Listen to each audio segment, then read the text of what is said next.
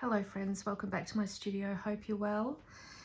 I had found this little book here that my daughter was going to donate to the op shop, and I didn't quite, as I'm recovering still from my cold, I didn't quite have the energy to go out into the studio. So what I thought was, if I had something, a foundation down already, it would be easy to create. So this book I took out to the studio and just started to put some mix on, which is an antique white, some matte medium and some water. And I'm just kind of blocking out some of the words, keeping some because I thought they might be nice as a prompt. But I thought because this would have almost like being a few layers already down, having the text there, that it might be easier to get some work done. So once it was dry, I brought it back inside. I also bought in a few materials. So these are my watercolour pencils, some Posca pens, a couple of flat small brushes, and here's my lovely little cat mug to hold them all in. And I just thought I'd do some simple sketching. So I'm still in the house, nice and warm and relatively resting, and still getting some artwork done. So here's a few sketches that I did, and I'll talk to you after this.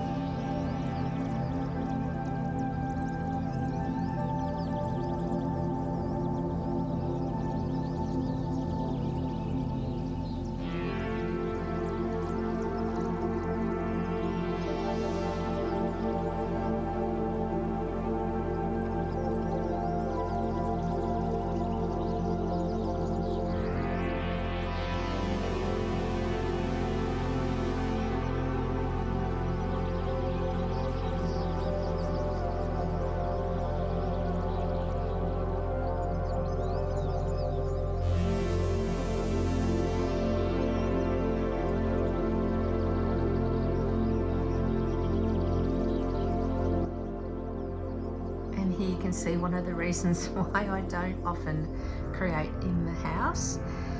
That water is far too attractive to my little cat, Katniss. I don't think there was much watercolour in there, but anyway, she still shouldn't be drinking it. So out in the studio now, the other thing I thought I could do that was quite simple and didn't take a lot of energy is just, again, to colour swatch the colours on my palette with these current paintings. And because I realised, having some contemplation time, that I'm really wanting the pieces to be calm. I want them to be quite healing, actually, and the way to, or one way to create calm in your painting is to have a harmonious palette. So I'm just reminding myself what all these colours look like together. I just thought I'd swatch them in circles because it was a little bit more creative than just splashing paint on. So these are colours that you've seen me create in previous vlogs. And what I'm doing here is putting down the colours I've got in the pots, but also the colours that are in those colours. So I've got every single colour. So some of the base colours, like that first colour there, that light orange, is one of the base colours in both of those two blobs at the top on the right. The yellow and the green have the light orange in them. And so, yeah, just wanting to get them all out, seeing them work together, and then figuring out how I can make this colour palette more harmonious and more calm. These are the Venetian reds with titanium white in various levels of white added, and this is the Venetian red in the full strength. You can see it's quite a strong earth colour, and I can get that very soft pink when I add a lot of titanium white to that. And this, you've heard me talk about this a lot. One of my favourite colours, the Australian blue gum, is a beautiful colour on its own, but muted down with that unbleached titanium, it's just a beautiful, beautiful colour. This is another colour I'm using straight out of the tube, is Prussian blue. And I'm feeling it's just a bit strong, and it makes a lot of sense later when I get the colour wheel out and really start to have a think about these colours.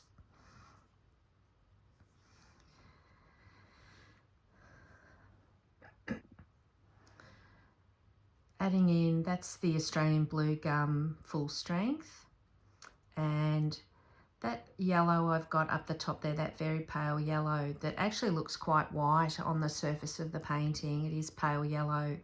It has some skin tone, which I'm just adding into the colour swatches here, and some yellow mid-azo, which is a very, very bright yellow. That's it there.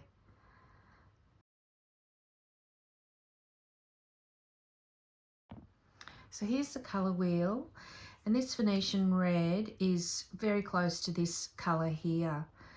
So if we're talking about harmonious colours, they're colours that all sit side by side on the colour wheel.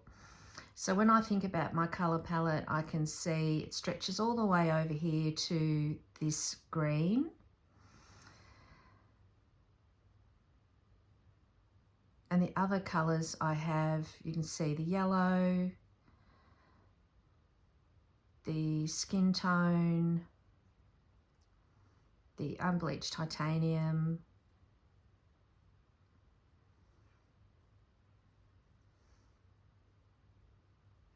the raw umber is in there as well.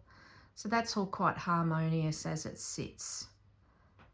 I wouldn't necessarily use them fully saturated, but that's a good harmonious palette. And then I have added in this blue, which swings us around a little bit of a stretch from a harmonious palette, but that is that blue there.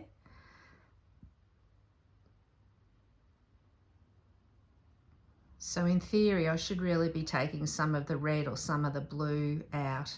And in fact, this Prussian blue that I've got is very far removed from the palette. In fact, it's a complementary colour, so it's the opposite on the colour wheel to the colours I'm using. And so I think what I need to do is actually remove that complementary colour, because what they do, they're juxtaposed from each other, and I'm wanting harmonious palette. So I'm thinking I need to bring in these kind of peachy colours, maybe use the light orange or a titanium. This is the Titanium Mars Pale, beautiful colour. So I'm thinking of just tweaking the colour wheel, the colour palette slightly, and maybe even instead of the blue, bringing in some ash pink, lovely colour, or some violet. This is a mix of permanent light violet and some unbleached titanium. So I'm just going to swatch these up and add them to this colour palette just to see what they look like.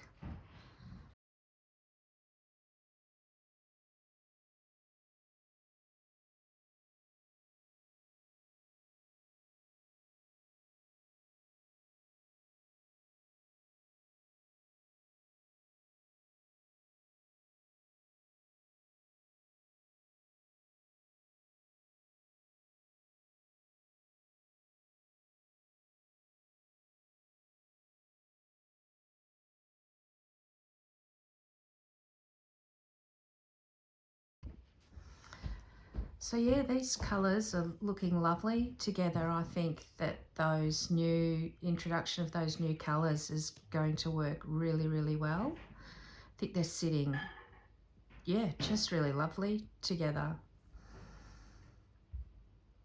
And if I take out that Prussian blue, hopefully you can see as I remove these colours just how much better this colour palette starts to work.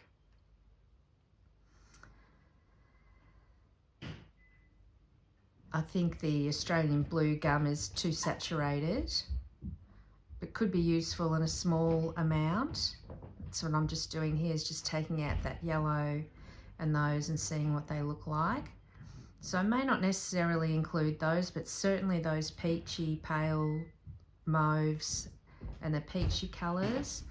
And yeah, if I just block out those colours, look how lovely that colour palette is now. That's just singing.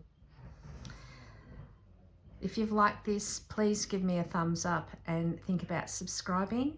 For more on colour theory, I have another video which I'll link in the description, and I also have a downloadable PDF on my website all about colour families. Thank you so much for watching. I hope you have a lovely week, and I'll see you next week. Bye.